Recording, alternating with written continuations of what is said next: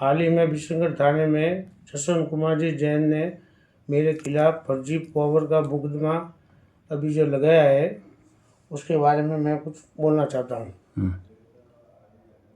मैं गौतम चंद लुक्कड़ जैन जाति निवासी साइला।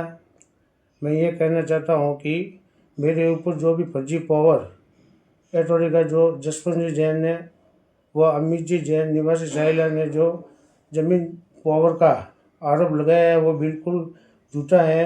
यह पावर जसवंत जी ने खुद ही मुझे दिया है और मेरा और उनसे परिवार का पुराना लेन देन है।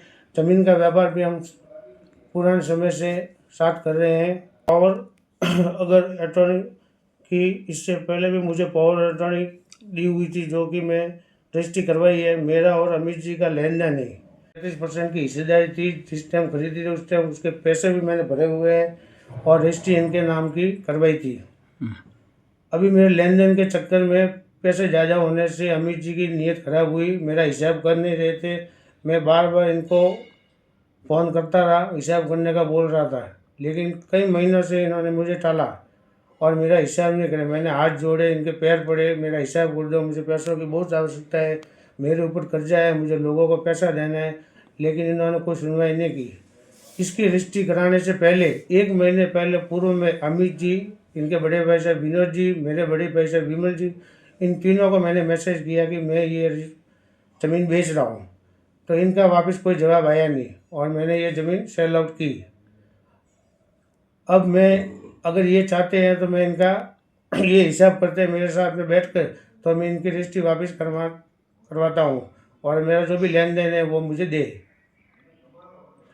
और कानून से मैं यही कहना चाहता हूँ कि इसकी निष्पक्ष जांच करें, गलत का गलत और सही का सही हो, क्योंकि अमित जी जैन व इनके साथ में गौतम जी जैन, चंद्रलोक जैन तीर्थ वाले दोनों ने मिलकर पैसों की गर्मी से मुझे धमकियाँ दिलवा रहे हैं और पैसों की गर्मी से मुझे झूठा साबित करना चाहते हैं। तो इसलिए मैं कानून से ये कहना चाहता हूँ कि सही और गलत की जांच हो। तो इन्होंने आपके साथ में आपको पावर ऑफ अटॉर्नी क्यों दी थी?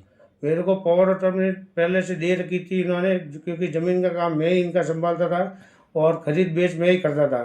जो भी आगे भी मुझे पावर ऑफ अटॉर्नी दे रखी थी सब, जिसकी मैंने रजिस्ट्री करवाई हुई थी। अब ये मेरे को झूठा साबित करने से, लेन देन के मामले में इन लोगों की नीयत खराब होने से मुझे झूठा साबित कर रहे हैं। आपको आपका लेन देन जो आप कह रहे हो मेरी उधारी नहीं दे रहे हैं या पार्टनरशिप हिस्सेदारी, हाँ, तो ये हिस्सेदारी कब से नहीं दे रहे हैं आपको? ये हिस्सेदारी हो गई 3-4 साल से। ये जो जमीन खरीदी थी जब इन्होंने, उस टाइम के थोड़े दिन पहले से हमारे पार्टनरशिप शुरू हुई थी। अच्छा, तो इसकी हिस्सेदारी, इसमें आप खुद जमीन में हिस्सेदार हो? जमीन में टोटल इनकी जो भी जमीन में है उसमें 33% का मैं हिस्सेदार हूँ। अच्छा, तो अब आपका लगभग इनमें कितना बकाया होगा? मेरा लमसम बड़ा अमाउंट है थोड़ा।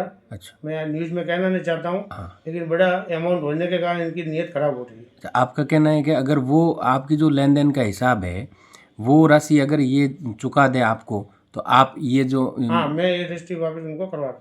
अच्छा करवा सकते हैं। और कुल मिलाकर जो उन्होंने जो आरोप लगाया पावर ऑफ अटॉर्नी फर्जी होने का, तो वो पावर ऑफ अटॉर्नी सही है या उन्होंने आरोप ही नहीं, लगाया? पावर ऑफ अटॉर्नी सही है एकदम, उनके हाथ से दी है मुझे। अच्छा, अब उनसे बात हुई है आपकी? उन्होंने मेरे को अभी बात कुछ की नहीं है, नहीं तो फ़ोन किया है, नहीं कुछ मेरे से मिले हैं, नहीं मेरे से बातचीत की है। मामला दर्ज करवाने से पहले आपको कुछ कहा है कि आपने मेरे ऐसा को क्यों किया? कुछ नहीं कहा। अच्छा, आपको ऐसा नहीं कहा कि आपने हमारी ज़मीन क्यों बेच दी? मेरे को बात ही नहीं की उन्होंने कुछ। आपको कब पता चला कि आपके खिलाफ मामला दर्ज हुआ? मेरे को विशनगढ़ थाने से फ़ोन आया, उस टाइम मालूम चला कि मेरे खिलाफ मुकदमा दर्ज हुआ। उसके बाद में आपने उनको फ़ोन किया था? मैंने नहीं किया इनको फ़ोन, नहीं इनका आया, नहीं मैंने किया। अच्छा, अब आपका क्या कहना है? मेरा ये कहना है कि इसकी सही जांच हो और ये जो झूठे आरोप मेरे ऊपर लगाए वो उसकी जांच सही करवा जाए। आप जो कह रहे हो लेन देन के, उसके आपके पास प्रमाण है? लेन देन का लिखित तो है नहीं कोई, लेकिन अच्छा, मालूम है लोगों को, सब लोगों को मालूम है कि मैं इनका भागीदार हूँ। अच्छा।